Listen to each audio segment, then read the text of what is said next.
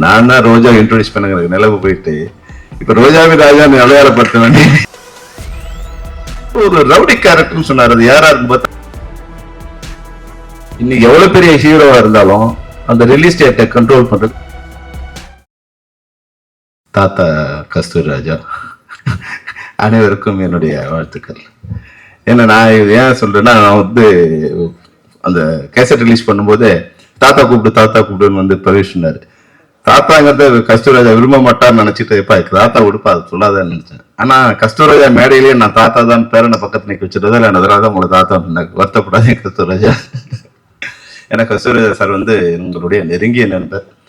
அவருடைய வெற்றி தோல்வி அது எல்லாத்தையும் கலந்து வந்த பாதைகளை நாங்களும் இணைஞ்சு பயணிச்சிருக்கோம். உண்மையே வந்து ஒரு சாதனை தான். தான் இயக்குனராகி தன் மகனை இயக்குனராக்கி மகனை ஹீரோவாக்கி பேரனை வந்து கொண்டு வந்துட்டுன்னா அது உண்மையிலே அது ஒரு வரப்பிரசாதம். ஆனால் அவரோட டெக்னிக் தெரிஞ்சிடுச்சு. கடவுள்னு சொல்லிட்டு என்ன திருவிழா பண்ணிக்கலாம். உண்மையில இந்த லவ் வந்து மற்ற திரைப்படத்துக்கு இசை வெளியிட்டு வர்றதுக்கும் இதுக்கும் வந்து பெரிய வித்தியாசம் இருக்கு. நான் வந்து ஆக்சுவலாக இப்போ ரவிமரியா வந்திருக்காரு. ரவிமரியாவோட பையனை ஹீரோ வச்சு நான் ஒரு படம் ப்ரொடியூஸ் பண்ணுறதுன்னு வந்து ஒரு 100 கதை கேட்டேன். நான் 100 கதை கேட்டு அப்போ மகேஷ் வந்து ரவிமரியா என்கிட்ட கூப்பிட்டு வந்தார். இந்த கதையை கேட்டவுடனே எனக்கு ரொம்ப அந்த 100 கதையில் இந்த கதை பெஸ்ட்டாக எனக்கு தோணுச்சு. அது என்னன்னா, அந்த மௌன கீதங்களில் வந்து பாக்கியராஜ் சாரையும் தங்கைக்குவர் கீதத்தில் டி ராஜேந்திரனையும் வந்து மிக்ஸ் பண்ண மாதிரியான ஒரு கதை வந்து எக்ஸ்ட்ராலண்டா இருந்தது. ரவி இந்த கதையை நம்ம பண்ணலாம் அப்படின்னா அவரோட பையனுக்காக அவரை ஹீரோ வச்சு பண்றதை நான் முடிவு பண்ணி அந்த ப்ராஜெக்ட் பண்ணாங்க. அப்புறம் மெதுவாக வந்து மகேஷ் சொன்னாரு, சார் இந்த கதையை நான் வந்து தனஞ்சயன்ட்ட சொல்லியிருக்கேன், அவர்கிட்ட அட்வான்ஸ் வாங்கியிருக்கேன், ஆனால் ஒரு 6 மாசமா அப்படியே இருக்கு சார், வந்தாரா இல்லையான்னு தெரியல. நான் கேட்கட்டேமா சார். இப்போ நீ எங்களுக்காக கேட்காது, நானே அவர்கிட்ட பேசுறேன்னு நான் வேற எல்லா விஷயம்லாம் பேசிட்டு அவர்கிட்ட மெதுவாக கேட்டேன். சார் மகேஷ் ஒரு பையன்கிட்ட கதை கேட்டீங்களா, அது எப்படி சார் கொஞ்ச நாள் ஹோல்ட் பண்ணுறேன், ஒரு சரியான இது வந்தோம்னா அது லிங்க் பண்ண போது சார் 2 months ஸ்டார்ட் பண்ணிடுவேன். இப்போ ரவி கூப்பிட்டுன்னா ரவி அந்த படம் டேக் ஆஃப் ஆகுது, அதனால அந்த கதையை நம்ம பண்ண முடியாதுன்னு. அதனால இந்த கதையை வந்து ஏறக்குறைய எனக்கு ஒரு 1.5 hours சொன்னார். அவ்வளோ அழகா அந்த கதை கேட்கும்போது ஒரு படம் பார்க்குற மாதிரி இருந்தது. உண்மையா வந்து அவ்வளோ சிறப்பாக இருந்தது. நிச்சயமா இந்த படம் ஒரு நல்ல படமா இருக்கும். இதை நடிக்கிற 2 பேர் மிகப்பெரிய பேர் வாங்குவாங்க. இதுல ஹீரோவுக்கும் ஹீரோயினுக்கும் வந்து அவ்வளோ எக்ஸ்ட்ராடினரி கேரக்டர்ஸ். இந்த கதை நீங்க படம் பார்த்தீங்கன்னா தெரியும். அவர் கதை சொல்லும்போது 2 சொன்னார். அப்ப பவிஷ் ஹீரோன்னு சொல்ல, ஆனா செல்வராக மாதிரி ஒரு கேரக்டர் தான் சொன்னார். அவர் கதையை உருவாக்கும் போதே செல்வராக மாதிரி ஒரு கேரக்டர் உருவாக்கிட்டார்.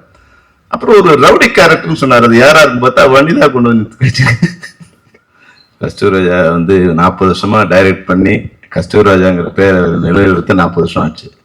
ஆனா அபிபில நடிச்சோன்னு யூசுஃப்ங்கிற பேர் தானே வந்துடுது. அது மாதிரி நான் தான் ரோஜா இன்ட்ரோடியூஸ் பண்ணுங்க நிலவு போயிட்டு இப்ப ரோஜாவி ராஜா அடையாளப்படுத்த வேண்டிய நடிகர்களுக்கு அதுதான் வந்து குள்ளமணியா இருந்தாலும் அவங்களுக்கு இருக்கிற இமேஜ் இருக்குல்ல, அது நடிகர்களுக்கு உண்டான அது உண்மையிலே அந்த இதுக்கு சிறப்பா இருந்தது. அப்புறம் உள்ள வரும்போது இப்போ தினேஷை பத்தி இவர் சொன்னார், நம்ம தினா சொன்னாரு, எப்படி நீங்க நண்பர்களா இருக்கீங்கன்னு. உண்மையிலே நீங்க உங்க எல்லாரும் தெரியும், நம்ம தனஞ்சயன் வந்து எல்லாத்துலயும் அதிகம் பேச்சு உட்பட அது பேசும்போது கொஞ்சம் செவட்டலா இருந்துட்டோம். நீங்க இருந்துட்டீங்கன்னா எந்த பிரச்சனையும் இல்லை. வரும்போது சொன்னார், சார் டைரக்டர் எக்ஸலன்ட் சார். அதாவது ஒரு விஷயத்தை பிளான் பண்ணி திட்டமிட்டு என்கிட்ட ஒரு பட்ஜெட் சொன்னார் மகேஷ். நான் சொன்னேன், மகேஷ் இந்த பட்ஜெட்ல பண்ண முடியாது மகேஷ், நீ சொல்றதை விட கொஞ்சம் இது. நான் ஒரு பட்ஜெட் கொடுத்தேன், எவ்வளோ ஆகும். இல்லை சார் நான் கொஞ்சம் ஸ்லூஸ் பண்ணி பண்றேன். நான் சொன்னேன், இதெல்லாம் பண்ண முடியாது, இன்னைக்கு கரண்ட்லயே வேஜஸ்ல சிஸ்டத்துல இது பண்ண முடியாது, அவ்வளோ பண்ணணும். அவர் என்ன பட்ஜெட் சொன்னாரோ அதே பட்ஜெட்டுக்குள்ள, அதாவது நான் சொன்ன பட்ஜெட் அதுக்குள்ள வந்து முடிச்சிருக்காருன்னா உண்மையில 2 பேரோட முயற்சி இருக்கு இல்லையா, தனஞ்சயனோட முயற்சி பிளஸ் மகேஷோட திட்டமிடுதல். அப்போ உள்ள வரும்போது ஒரு விஷயம் சொன்னார் நம்ம தனஞ்சயன். அதாவது வந்து தனஞ்சயன் வாயால ஒரு டைரக்டர் வந்து சாரி பிளான் பண்றது எக்ஸலன்ட்னு சொல்றது ரொம்ப கஷ்டம் மகேஷ், உண்மையிலே வந்து நீ வந்து ஒரு கிரேட் சார், இந்த டைரக்டர் ரொம்ப கிரேட் சார். என்ன நைட்ல போகுது அப்படின்னா 6 மணிக்குள்ள என்ன எடுக்கணும், இந்த மிக செலவான விஷயங்கள்ல இப்போ ஸ்டெடிகாமோ கிம்பலோ இல்ல ரிச் மாடல்ஸ் இவங்களாம் வந்து அதிகமான செலவு வருதுன்னா முடிஞ்ச வரைக்கும் அவங்க 5-6 மணிக்குள்ள முடிச்சுட்டு அப்புறமா மீதி விஷயங்களை எடுக்கிறது. இது மாதிரி செலவு ஐட்டங்களை முதல்ல பண்றது, அந்த பட்ஜெட்டுக்குள்ள பண்றது, இப்போ எத்தனை நாள் சொன்னாரோ அத்தனை நாளுக்குள்ள அந்த படத்தை முடிக்கிறது. அப்போ ஒரு சரியான டைரக்டர் இருந்துட்டா ஒரு ப்ரொடியூசருக்கு எந்த கஷ்டமும் இல்லைன்னு சொன்னார். அந்த ப்ரொடியூசரோட வேலையே சரியான டைரக்டர் தேர்ந்தெடுக்கிறது தான். அதை நீங்க சரியா பண்ணிட்டீங்கன்னா நிச்சயமா நீங்க எஸ்கேப் ஆயிடலாம். இப்ப என்னன்னா நாங்க வந்து ஒரு அது நிர்பந்தம் மாதிரி தெரியும், தயாரிப்பாளர் சங்கங்களுக்கு நிர்பந்தம் மாதிரி தெரியும். அதாவது மெம்பர் தான் ஒர்க் பண்ணணும்னு இப்ப தீனா கேட்டாரு அப்படின்ற போது இப்ப 3 விஷயம் வந்தது. இப்போ நேத்தே 3 விஷயம் சொன்னாரு. அதுல ஒருத்தர் வந்து நான் மெம்பர், அவரை எங்களால கண்ட்ரோல் பண்ணி கொண்டு வர முடியல. அப்ப தயாரிப்பாளருக்கும் நஷ்டம், அவரை எந்த அமைப்பும் கட்டுப்படுத்த முடியாது. அப்போ ஒரு ஆர்கனைஸ்டு செக்டரா இருக்கிறது எல்லாருக்கும் நல்லது. அந்த வகையில இன்னைக்கு வந்து ஏற்கனவே ஒரு ஆர்கனைஸ் பண்றதுக்கு இப்போ கமலக்கண்ணன் சொன்னாரு, நம்ம தனஞ்சயன் சொன்னார், அதாவது முன்னாடி திரைப்படங்களை வெளியிடுறதுங்கிறது தயாரிப்பாளரோட கண்ட்ரோல் கையில இருந்தது. ஃபர்ஸ்ட் காப்பி முடிஞ்சிச்சுன்னா படத்தை ரிலீஸ் பண்ணிடலாம், அது என்னவா இருந்தாலும் அது ப்ரொடியூசர் கண்ட்ரோல்ல இருந்தது. அப்புறம் ஹீரோ கண்ட்ரோல் மாறிச்சு. இன்னைக்கு எவ்வளவு பெரிய ஹீரோவா இருந்தாலும் அந்த ரிலீஸ் டேட்டை கண்ட்ரோல் பண்றது ஓடிடி தான். பெரிய இன்னைக்கு தமிழ்நாட்டிலே பெரிய நட்சத்திரமா இருக்கலாம், இல்ல இந்தியாவிலே பெரிய நட்சத்திரமா இருக்கலாம். ஓடிடி இந்த மாசம் இந்த டேட்ல நம்ம படம் வரணும், நாங்க இப்ப ரிலீஸ் பண்ண போறோம், நீங்க இந்த டேட்ல ரிலீஸ் பண்ணாதான் இதை பண்ண முடியும். அப்ப நீங்க சில சமயங்கள்ல ஃபர்ஸ்ட் காப்பி வந்து 6 மாசம் கழிச்சு கூட வந்து இன்னைக்கு படம் ரிலீஸ் பண்ண வேண்டிய கட்டாயத்தில் இன்னைக்கு இருக்கும். நல்ல முயற்சியா ஓடிடி ஒண்ணு ப்ரொடியூசர் சங்கத்திலிருந்து அவர்களோட ஆதரவோட இல்ல ஆலோசனையோட ஒரு ஓடிடி ஆரம்பிக்கிற முயற்சி வந்து உண்மையிலேயே ஒரு நல்ல முயற்சி. கமலக்கண்ணன், கதிரேசன், நீங்க எல்லாரும், தனஞ்சயன் கூட அதுல இருக்காரு சொன்னாரு. நிச்சயமா அப்படி வரும்போது இப்ப என்னன்னா ஓடிடியில சின்ன படங்களை வாங்குறது இல்ல, தனஞ்சயனுக்கு கொஞ்சம் அதுல இன்ஃபுளுயன்ஸ் இருக்கு. அதனால படமும் ஜனநாயக இன்ஃபுளுயன்ஸ் தான் எல்லா படத்தையும் வாங்கிட முடியாது, படமும் அவங்க பார்த்து நல்லா இருக்கணும். ஆனா அந்த வாசல் எங்க இருக்குங்கிறது தனஞ்சயன் மாதிரியான தயாரிப்பாளர் தெரியும். ஆனா மற்ற நிறைய தயாரிப்பாளருக்கு அந்த டோர் எங்க இருக்குன்னு தெரியாது, அது ஓடிடில எப்படி வந்து சேல் பண்ணணும்னு தெரியாது. ஏன்னா எல்லாருக்குமே வந்து ஹெட் ஆபீஸ் வந்து பாம்பேல இருக்கும். படம் எடுக்கிறோம்னா இப்ப இங்கிலீஷும் கத்துட்டு வரணுங்கிற ஒரு கட்டாயம் இப்ப இருக்கு.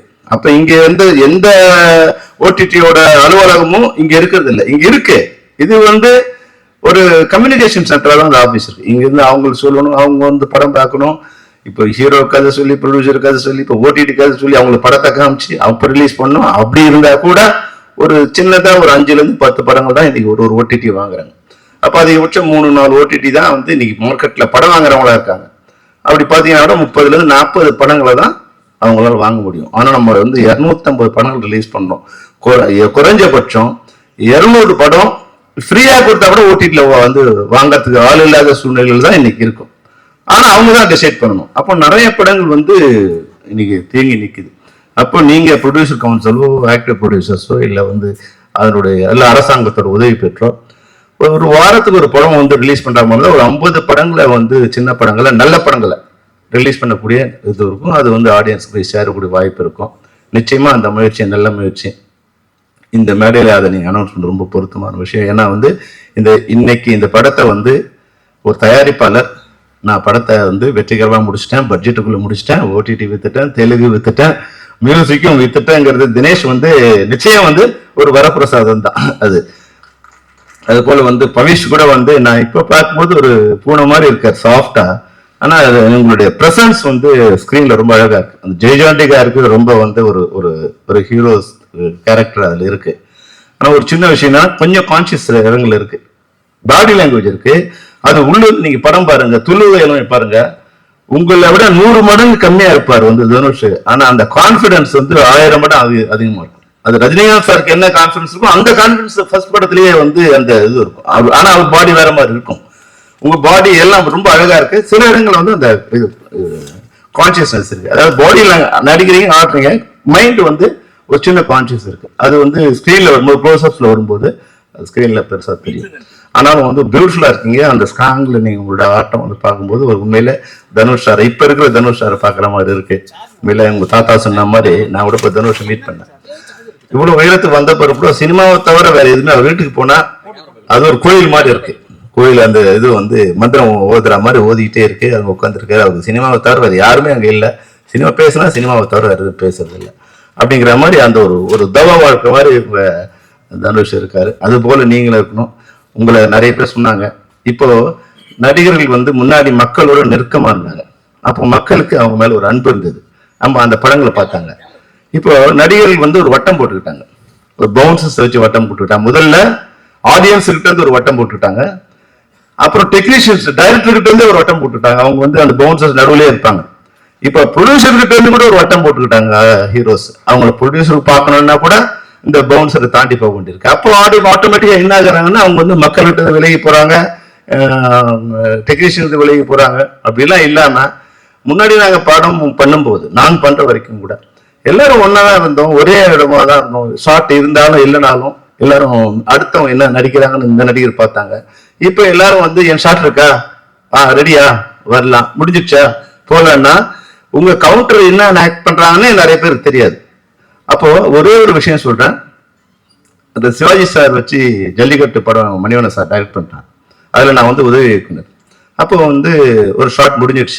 அதுல மாஸ்டர் ஷாட்லாம் முதல்ல எடுத்துட்டார் மணிவண்ணன் சார். அது அப்புறம் வந்து சிவாஜி சாரோட க்ளோஸ் அப்லாம் எடுத்துட்டார். அப்போ டைரக்டர் சொன்னார், சார் முடிஞ்சிச்சு போலான்னு. பரவாயில்ல பண்ணு உட்காந்துட்டார். உட்காந்து மேக்கப்லாம் கழிச்சிட்டாரு, கழிச்சு விக்லாம் எடுத்துட்டார். அப்புறம் சத்யராஜ் சார் கவுண்டர் ஷாட்ஸ்லாம் எடுத்துட்டு இருக்கோம். அதுல மாஸ்டர் ஷாட்ல சத்யராஜ் சார் என்ன பண்ணாரோ அதை விட வந்து வேற வந்து ஆக்ஷன்லாம் அவர் பண்ணிட்டு இருந்தார். அது அது கொஞ்சம் என்ஹான்ஸ் பண்ணியிருந்தார். உடனே சிவாஜி சொன்னாரு, ஏய் நீ இதெல்லாம் பண்ணலையடா, நீ வந்து மாஸ்டர் ஷாட் இதெல்லாம் பண்ணல, என்னோட காம்பினேஷன்ல எதெல்லாம் பண்ணலையே, நீ என்னை ஏமாத்த கூடாதா நீ என்ன. மறுபடியும் மேக்கப் போட்டாரு, மறுபடியும் விற்க வச்சுட்டு இதுக்கு மணிவண்ணன் இதுக்கு எனக்கு கவுண்டர் கொண்டார். அப்போ அதுக்கு ஈக்குவலான கவுண்டர் நான் நடிக்கணும்னு.